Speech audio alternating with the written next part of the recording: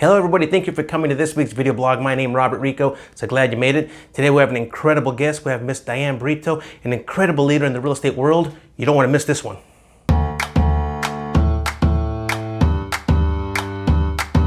Diane, thank you so much for joining us today. We appreciate that. With this whole new type of communication going on, this Zoom thing is fantastic because it allows us, of course, to get out new knowledge, new education to our subscribers. So we appreciate you spending the time with us. Now, you are a fantastic educator for California Realty Training. I appreciate that, boss. I appreciate that. And you lead our awesome crash course program. And we appreciate that. You do a great job at that, by the way. But before we get it, do you? What's your favorite part about doing that crash course? Well, I think that's kind of a multifaceted question. When I originally agreed or had passion for instruction, I realized that I'd been doing it my whole entire career, but not as an instructor where I actually had a title as a real estate trainer. So I have to attest that to you. Thank you for giving me the opportunity. And I soared. What I love most about that class, and a mix to all of my classes, is it allows me probably 2 full days to take my entire career in real estate on my highlights and my aha moments and make it apply to what's going to help my students as they move forward. So the material prepares them for the state exam. However, my life stories prepares them for the actual career. So that's what I like most about it. It's a dual purpose, really. Now, that's so crucial because you bring years of experience to the table. You say, here's the buffet of knowledge, come and eat. Everybody grab a plate, which is incredible to me. This is why we love you in that classroom, sharing your knowledge. But let's go back a little bit. Let's start off with, who is Diane Brito, B-R-I-T-O? Who is Diane Brito? What did you do before real estate? And then, but most importantly, why and how did you transition into a real estate career? That's a loaded question. Those of you who don't know me, first of all, I'd like to thank you for having me on, number one. Number two, in this midst of a changing world of education, I'm grateful that we have a platform such as Zoom so that we can physically engage and have conversations. So with that being said, I am Diane Brito. It is not burrito like enchilada. I get that a lot. So that's why I spelled it. That's why I spelled it for you. I appreciate that. And either way would be fine because I answer to just about anything. My background is multifaceted. So I am from Hawaii, Honolulu, Hawaii, and I spent many, many years there. Started prior college and grad school. Didn't really know what I wanted to do, so I started in the executive recruitment. Stayed there for about 15 years, which ironically, coming full circle back in the day, has allowed me to retain and recruit agents, right? So I did that for a while. And believe it or not, Robert, this is my 3rd shift. My first shift was in staffing. The last 2 shifts, I was actually a broker. So after the staffing career, the last crash in 2001, a very dear friend of mine, which you know her, Colette Ching, who is regional director and also ownership in Hawaii. We've been friends for many years. Back in 2001, she said, you'd be great in real estate. And at the time, I came from salary and entrepreneurship. So to go into an industry where it's 100% commission, based on my lifestyle and what I came from, it was a little challenging. However, with the proper training and her leadership, I have been licensed since 2001. So from 2001 until about 2010 or 7, right around when we had that last crash, I rode that wave. So staffing, executive recruitment, real estate, and then for the last 10 years, I've actually been in security prior to going back into Keller Williams 5 years ago. I've got multiple careers going on here. Good. But let's go back to 2001 then. So you got your license in 2001. Yeah. Now you said transitioning from a regular paycheck to a full commission type of job was challenging. Yeah. Explain to me, if you can, go back to those days to where you said, can I do this? Can I go from security of a paycheck to a full-time commission position? Well, you know, the irony is that it hasn't changed 18, 19 years later. I was told by multiple successful people in real estate, you need to have 6 months worth of reserve. You need to have strong training and leadership.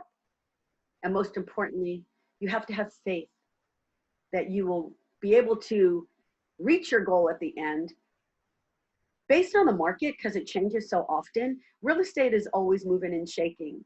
Yes, we have challenges, but at the end of the day, as far as the fundamentals of real estate, it's a people business. So I knew that I would do well in that aspect because I had been in people business, leadership, customer service. It's all about serving. So that really was my strong one. The people skills. People skills, building relationships, because every one of us need a place to live. So whether you were doing residential, commercial, or really even leasing, there was always a real estate opportunity for someone. So my advice is first 6 months, build your pipeline and have a reserve, because we all need to survive. Basic essentials, right? Right. Now, how, if you can remember back when you got your license back in 2001, how long did it take you to, say, get into an escrow with your first client? Okay, so let's talk about that for a second. I had been a business owner. I sold my company, so I had a certain standard of monthly bills and obligations that I had to achieve. So I remember back then, and let me backstep, Hawaii, Los Angeles, Palm Beach, and Miami. I left LA for about 10 years. So I was in South Florida, where the average home was about 140,000. Is that it? Yeah. Wow. I know, right? We can't even get a rent for that. So I look back then, but back at that time, even though it's crazy when I think of those numbers. However, for a minute, let's talk about that. If your average home was like 125 to 140,000, and let's say my average salary was right around 80 to 6 figures, when I did the numbers, I was like, oh my goodness, I would have to sell probably 60 to 80 homes in order to keep the standard of living that I was used to. Right. So I was told by a lot of people, you know, your first year, you're probably going to make about 30 to 40,000. And I said, I don't accept that. That might be a statistic, but I'm not a statistic unless you go the other route. So I just did what I did best. We call it door knocking. Back then we didn't have Zoom. We didn't really even have the email capacity. So I just went old school. I went to every networking group there was. I did everything to get me in front of live people. Built relationships, referral base. And my first year, I sold 93 homes. No way. Yeah, you didn't know that. But I didn't know that. I didn't expect that coming. Wow, 93 your first year. And the thing about it is, though, I look back, and again, those of you watching, you can do the math. 19 years later, it's very important to be physically strong and emotionally strong. And I look back at the energy I had then, and I can tell you I don't have it now, but I do have the same mindset where every transaction was just almost a bridge over to the other transaction, and then it kept going. And by the way, for those of you who need to cut back, I didn't have a TC, as they call it. I didn't even have a marketing person. I was the one-man band with the tambourine and the drum, just knowing that I had to do what I had to do. And yes, I thought I ended like 63 homes, but it was close to 100. Well, that's how I remember. That's how we did it typically back then. We had no transaction coordinator. We had no assistant. We had it was just hit the pavement and go do it old school, which means it goes back to what you were saying, which is crucial. It's a people business, and you have to get in front of people. But you know what? This is a good point. You did, you know, well, I guess I can call it close to 100 deals your first year. It's not typical. Which is crazy. I know. It's not typical. I'd love to do 100 deals now. We'd be retired. Yeah. Well, I don't want people to think, well, I can, you know, I'm going to do 100. I mean, I'm not saying they can't, but what drove you? What drive did you have in you that said, I got nothing to lose, man. I'm going all out. What was it? Because I want to go deep. I want to go, what said, hey, Diane, it's time to get your ass up from bed and go out and do this. What was your motivation? Well, I can tell you my motivation. And again, for those of you who don't know me, those that are going to be watching my little story know my story. I was raised by a Marine. And so I think that pretty much says it all. I was always raised, even as a very young child, that no matter what comes your way, no matter how painful it is, you take your time, you grieve, you do what you got to do, and then you get back up and you fight. So I knew at that point, being a single female and doing what I had to do, there were bills that need to be paid. There were dreams that need to be met. There were people that were depending on me, and failing wasn't an option. I know that sounds cliche. I'm not saying there wasn't fear. I'm not saying that it didn't frustrate me at sometimes, but I always knew deep down that it really is about divide and conquer. So what did it for me was just failing wasn't an option, and I just kept going. Ironically, 18 years later, it's where we are right now. We Yeah. have to keep going. That's what we do. Yeah. Now you sound like you're a very independent person, and when you want something, you go out and get it. But how important is it to gather support from a brokerage to help you with your goals and ambitions?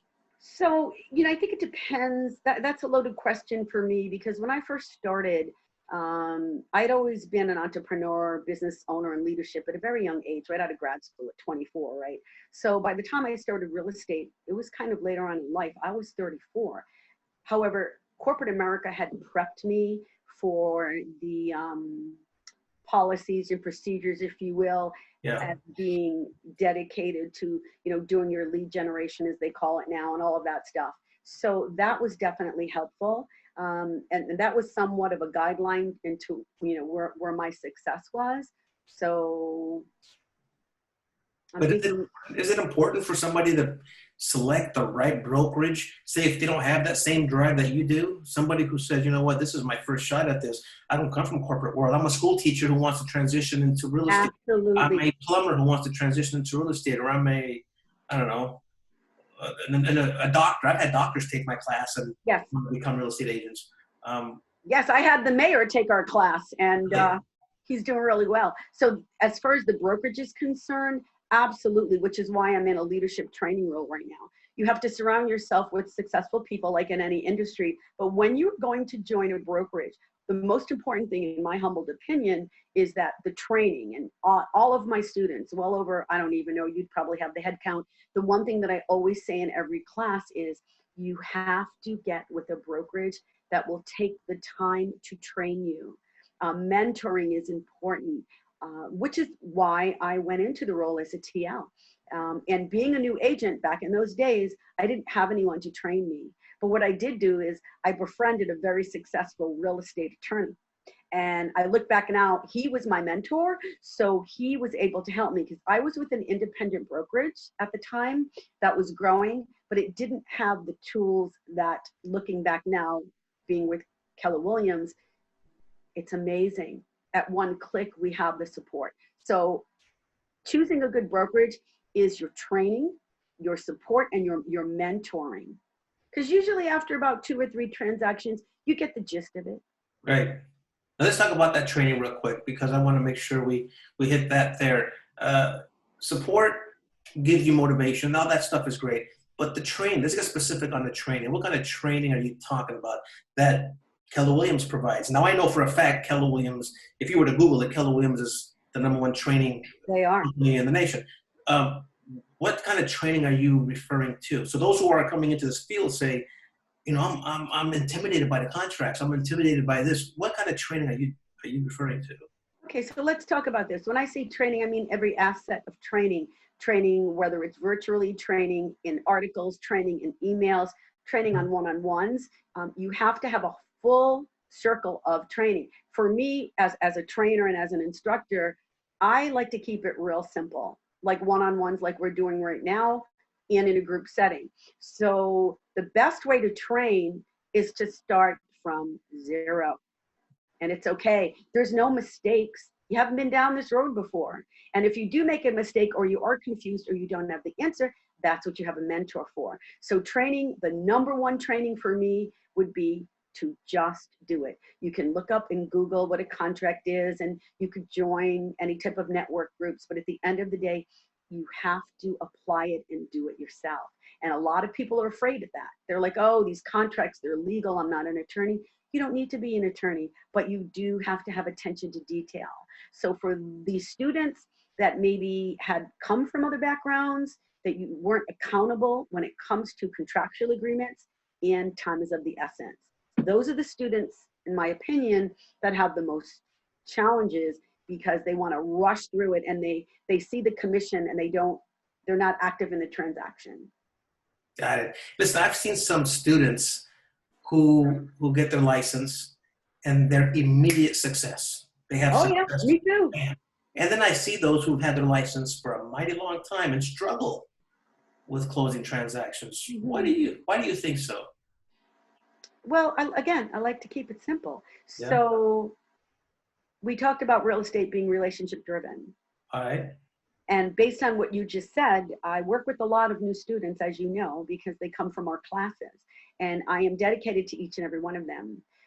Those that are seasons or have affiliations, they are going to do better. If I have a network of people who have the cash, have the ability, and have the drive to purchase, and then they know they have my real estate license, I'm almost blessed by affiliation. So let's talk about the ones that don't really have the circle, which is who I was. I had to start from zero, go to networking groups and, you know, whatever type of chamber dinners or join whatever I could, and then have the conversations in order to eventually get the opportunity. I believe in the market of the moment that we're in now, as well as this whole new thing, which I'm sure we'll get into later. It is about relationships. So what I tell my students is you start with your phone. Some of them have, like I have a couple of students that they're such diversity in what they do. They are in possibly movie industry or, you know, professionals, or even in restaurant industry. What I usually do is my mastermind class for new recruits, which is what I specialize. We can talk about that later, that I started because I figured I was having these conversations with like 80 people a week and it was exhausting. So I thought, let me just design one class so we can answer all. And one of the main questions that's always asked is that question, where do I get started? So I basically say, start with your cell phone. Start with the numbers and everyone in your cell phone. Those are easy conversations because you already have a relationship with them. Right.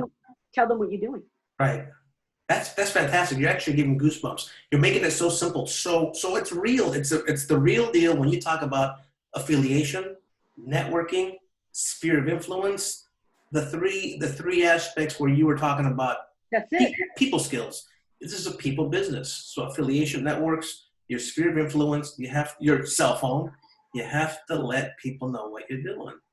And now, look, and as you realized just not too long ago, so I mean, I'm not going to say I'm a tech person, but I've come a lot way in the last 18 months, right?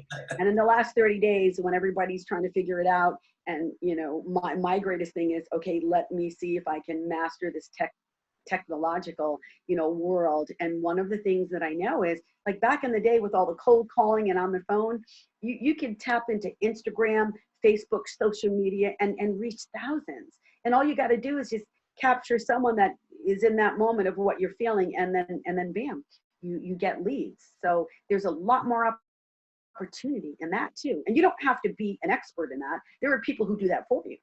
Right. Now listen, that's this discussion of networking and affiliation and your sphere of influence and it being a people business, it's almost twofold. Second fold being you have to be likable. How important is it to be likable, Diane? Oh, there's another interesting question. Yeah. So when I hear the word likable, this is what I feel. I feel, and feeling isn't a good word. What I know is that when you come from purity, right, dignity, respect, and integrity, the likableness is just transparent and it's there. So my advice would be, do it in a way that is honorable and helpful, because you are in a service business. So whatever it takes to serve, that's what we do. We serve the buyers, we serve the sellers. We have to be of service to everyone in our circle, to the appraisals, to the inspectings. You have to have the mindset of being of service. So to be likable doesn't mean you necessarily have to have a smile all the time. But what I've learned at my age in this life is that I really want to be around people that I enjoy to be around, but there are those times when I'm around people that maybe I don't want to be around. That's when the likable comes in. So shine a little more than other agents. It's a very competitive industry, but when you come from being genuine and integrity, it's all good. Yeah, I like that point of being transparent. That's incredible. I like that. Never thought about that. You're right. You don't always have to have a smile, but I think if you have transparency and dignity and all those other great attributes, people will respect you and want to work with you. Fantastic. Hey, listen, another question I want to ask you. Let's give our subscribers some good advice. You know, somebody coming in, got their license, they're extremely excited. What's the first thing they should do? Except the fact there's going to be a transitional period. Let's go into that. What does that transitional period consist of? Time, finances, and education. And how long usually is that time typically? There is no time. I did it under most. I would say you have to allow, again, for at least 6 months. Time frame is usually 6 months unless they're maybe like a part of a team, and then they will get those doors and opportunities opened a little quicker. Got it. But if you're solo and you're flying on your own, then you need to surround yourself with people who pretty much know what they're doing, and then be very aggressive on the opportunities of people that are either buying or selling. Got it. Listen, what I want to do now is I want to touch on what's going on in today's world, which is this COVID-19, this pandemic. You know, everybody's livelihood has been affected, particularly, you know, us realtors. How are you getting by with your real estate business during this time? So I'm a team leader, so I'm responsible for more as opposed to being in actual transactions, which I do that as well.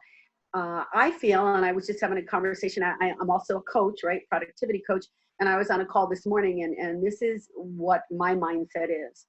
The first 30 days of this pandemic was unlike anything that the world has ever seen. So nobody had a playbook on it, right? So I believe the first 30 days was processing. Yes, the reduction in listings and trying to figure all this out, we're definitely getting hit. My advice would be to focus on what you know. Real estate has its ups and downs, and we will be affected by it, but people are still buying and selling. So you might need to shift what your target was prior COVID-19 and go into maybe another sphere of influence that is looking. So I believe right now that we're just gonna have to take it day to day. But it's your mindset. And I briefly told you when I was speaking with you before we got on board, I've personally been affected by people in my life that had COVID-19. And what I've realized is that it's a very difficult time, but at the same time, we've got to keep our mind and our body strong, because what we fuel into our mind can pretty much either take us out or keep us going. Right. And so that would be my advice. Don't lose the long-term vision on a short-term pandemic. How do you focus every day on your health, just on life? I read every day. I pray and meditate a lot. I work out. I call at least, and this is just something personally I do, 5 people in my life, whether it's business or personal, just to connect, to have that human connection. And then I try to do at least 2 to 3 good deeds a week, whether it's delivering groceries or, you know, having a conversation. We get engaged with our community and with those around us, and it brings us life, right? Right. When we lose the life and the desire, then we go into that being alone, and then we feel defeated, and try to stay away from the news, be updated, but don't be consumed. I'm at fault there. I'm addicted to the news. Maybe that's why I get so damn down. Well, you know, the thing about it is too, though, and I was too the first 8 weeks, but here's what I've realized. If you've noticed, since you've been watching it a lot, the news changes every day. Right. And so sometimes what I heard the day before, I'm still processing, and then they throw me something else, and I'm like, okay, I can't handle all of this. So I different, man. One time a day, and listen to those who have instruction. As we are instructors, listen to those leaders that have instruction. When I say instruction, I mean like medical degrees and have been down this rodeo, not people just ranting on whatever and then it switches. So, you know, just be careful of what you put into your mindset. I mean, don't be ignorant and live on a cloud. I have some people that are doing that too. Like, oh, we're going to go back to normal. No, this is our new normal, and that's okay. How do we survive now that this is our new normal? We could be wearing face masks for another 18 months. Right. Well, let me ask you on that then, on predictions. Who knows how long this is going to last? what is your take on business predictions? People who are predicting we might have a real estate downfall again. What's your take on predictions, and how is that going to affect those out there who are selling real estate? Or will it? Does it matter? Well, my intuition and my discernment is usually pretty on point. I say that everything's true. It all has some type of validity, whether it is in, has the listings gone down? Absolutely. Has our business practices changed? Yes, they have. Will we lose deals? Yes, we will. Will we close deals? Yes, we will. Right? So we know that we're going to close the deals. We don't know how long the duration is going to take. I've also heard that some people like Chase Bank now upped the credit to 700 and 20% down for conventional. So the key is going to be, which is most important, you guys, is to qualify before you spend your time. Use the addendums that are coming out for the COVID situation that we're in to protect yourself, your brokerage, and obviously your clients, buyers and sellers, but most importantly, qualify. Don't spend too much time on someone that maybe was going to buy 3 months ago and now have lost their jobs. You need to be very careful now in qualifying your buyers, and you need to find the really core for your seller's motivation. Right. We did a couple of vlogs the last couple of weeks on that point, so I'm glad you brought that up.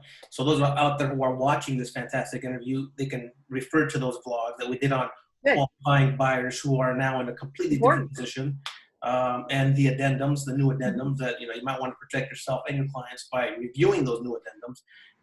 Good stuff, man. Thanks for that. Listen, I want to go ahead and thank you for this time that you've taken with us. You've given us some fantastic jewel of energy and jewel of education, and we appreciate people who want to contact you and possibly might want to join your brokerage, your KW Market Center. How can they get a hold of you? Absolutely. So, and I laugh because when I give this information out, I go, no, it actually is my cell. And I do, believe it or not, answer 310-658-1720.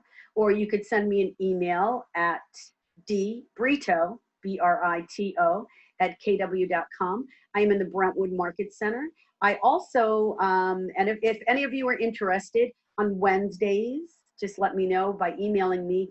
I hold a Zoom class for emerging cappers, and those are agents that are from 1 day to 1 year of real estate experience. And I welcome unlicensed agents. And by the way, I've heard that the state exam is running around July. I've got students in March that will be testing in July. So let's just keep this going, guys, and let's stay positive and know that real estate always rebounds. It's just a matter of when. So surround yourself with people that will train you, get your license, and I'm here to help if you need anything. Diane, it's been a pleasure. Thank you so much for all this gold you've given us today. I appreciate it. Have a good one. And thank you. Thank you very much. All righty. Okay. Hey, thanks for watching this last video. Hope you enjoyed it. I sure did. Hey, do us a favor. If you think a family member or a friend would also enjoy it, why don't you share it with them? I guarantee it, they're going to get something out of it. In addition, if you have any comments, questions, or a topic you want us to discuss, hey, leave it down in the comment section. And one last thing. If you haven't subscribed yet, what the hell are you waiting for? Do it right now. Hope to see you next week.